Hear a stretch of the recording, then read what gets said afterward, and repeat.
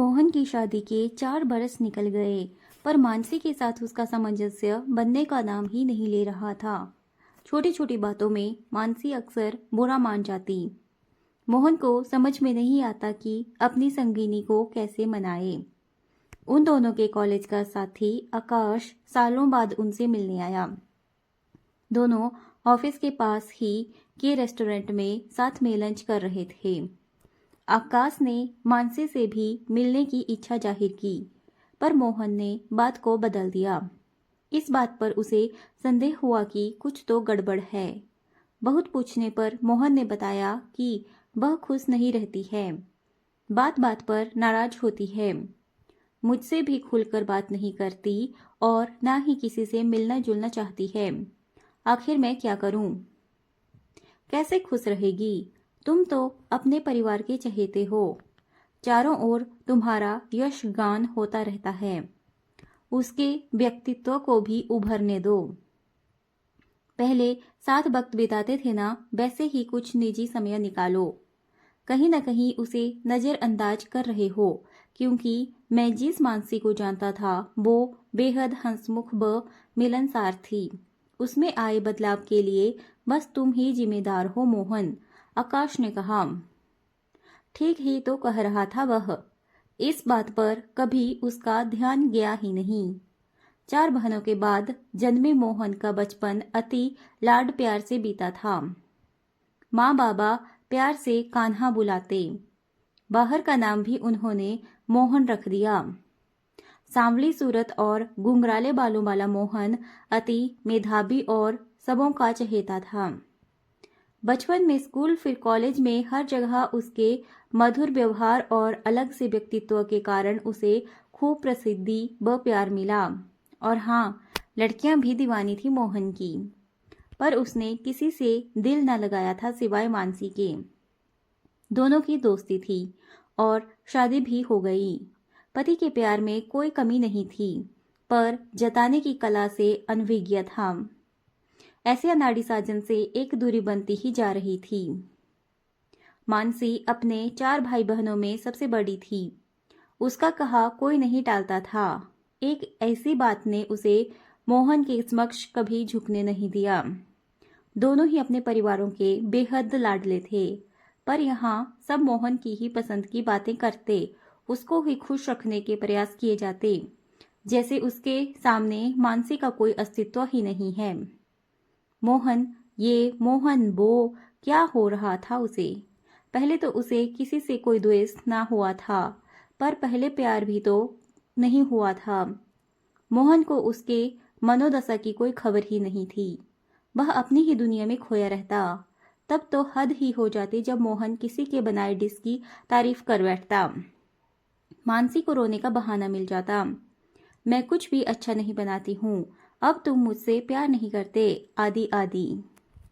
सबके बीच व्यस्त रहने वाला मोहन पत्नी के मन को समझ ही नहीं पाया था। स्त्री का मन समझ सकना सबके बस की बात नहीं।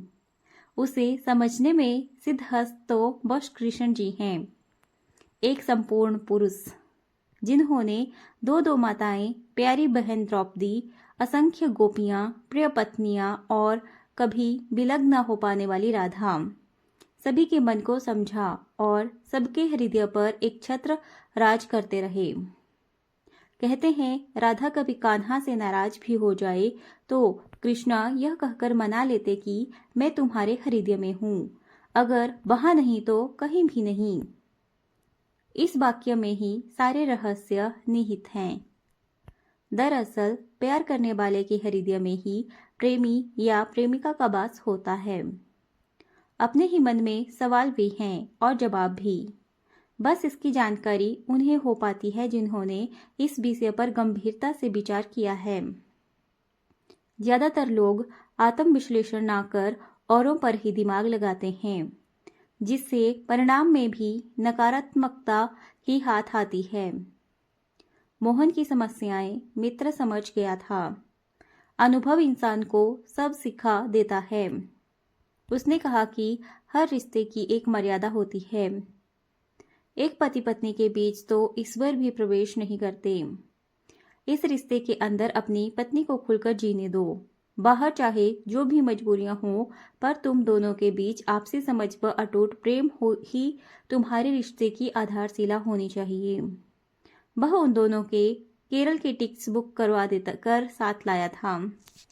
दोस्त के सामने टिकट्स रखकर इतना ही बोला, कब तक देवकी, यशोदा, नंद बाबा और गोपियों के कान्हा बने रहोगे मित्र? प्रेम के ही सब रूप हैं। राधा तो कान्हा की आत्मा है, उन्हें क्यों अछूता छोड़ रखा है? अपने प्रेम की नींव रखो, अपने पारिवारिक जीवन की सफल शुरुआत करो। और फिर दोनों सालों बाद बिल्कुल अकेले घर के बाहर निकले। चेहरे पर एक चंचलता थी। मानसी को पता था कि अब उसकी बातों का केंद्र मोहन और उसकी बो है। केरल के 4 दिन कैसे निकले पता ही न चला। सच पूछो तो मानसी को वापस आने का दिल नहीं कर रहा था। और हाँ, मोहन ने ये समझ लिया था कि इस रिश्ते को भी एक निजता है। उन सीमाओं के अंदर बाहरी लोगों का प्रवेश वर्जित है।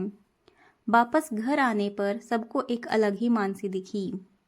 इस आत्मविश्वास से भरी मानसी की आंखों में फिर किसी ने आंसू नहीं देखा और जल्दी ही एक प्यारी सी नन्ही कली खिलने की उम्मीद भी बंधी। मानसी फिर से सपनों में जीने लगी थी। बस खट्टा खाने की ललक में बार बार रसोई में जाती मानसी ने सासू माँ का दिल जीत लिया था। घर में फिर से कान्हा के बाल रूप के आने की खबर ने खुशियां बिखेर दी थी। माँ बाबा ने नन्हे मोहन के आने का इंतजार भी शुरू कर दिया, पर मोहन ने मानसी की चाहत में अपनी चाहत ढूंढ ली थी और उन दोनों को गुड़िया चाहिए थी। इस बार उसने अपनी यह इच्छा सबके सामने रख मानसी के हौसले को बढ़ाया था। कुछ महीनों बाद उनके आंगन में एक नन्ही परी का आगमन हुआ। मोहन अपनी गुड़िया को बाहों के झूले में झुलाने लगा। उसकी दुनिया प्यार से संवर गई थी। हंसती खेलती छोटी सी प्यारी सी उसकी अपनी नन्ही मानसी ने उसके जीवन को इंद्रधनुषी कर दिया था।